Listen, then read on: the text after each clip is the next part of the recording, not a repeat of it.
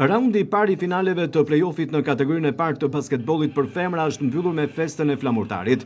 Bregdetaret fituan kundër Tiranës me rezultatin 68-53 në finalen e parë që u zhvillua pikërisht mbrëmjen e dieshme në qytetin e Vlorës.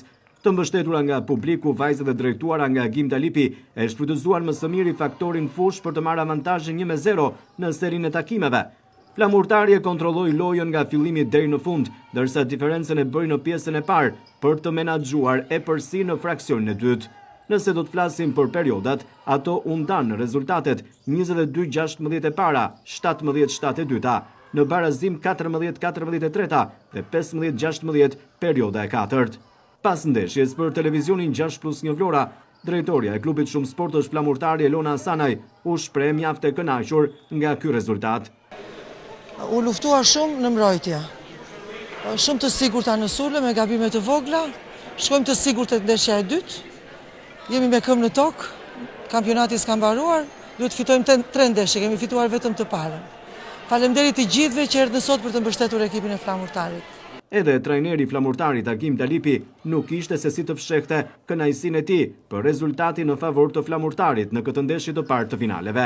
U bë një hap vendimtar për ndeshjet e play-offit me skuadrën e Tiranës. Kjo fitore na jep përveç se fituam, por na jep shumë moral, entuziazëm dhe në ndeshjen e dytë që kemi në Tiranë ditën e shtunë, besoj do jemi me këtë optimizëm, me këtë dëshirë, me këtë agresivitet dhe themi që edhe ndeshjen në Tiranë do të fitojmë. Neve kërkojmë ta mbyllim shumë shpejt këtë play-off, duke parë dhe gjendjen e skuadrës, që skuadra ka një gjendje shumë të mirë, sidomos entuziazmi i skuadrës sonë është shumë i madh dhe besim plot.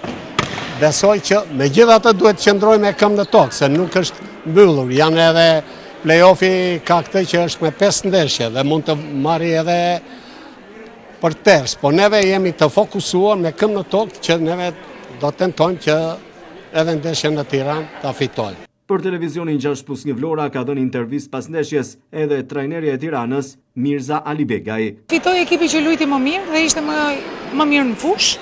Ne kemi një ekip i cili na mungojnë 2 lojtarët tona kryesore, janë të dëmtuara. Okej, munduam të jepnim maksimumin ton, nuk arritëm të fitonim. Patjetër që këto janë ndeshje të 2 ekipeve shumë të mira, do ketë humbje, do ketë fitore. Do mundohemi për ndeshjen e dytë japim maksimumin ton.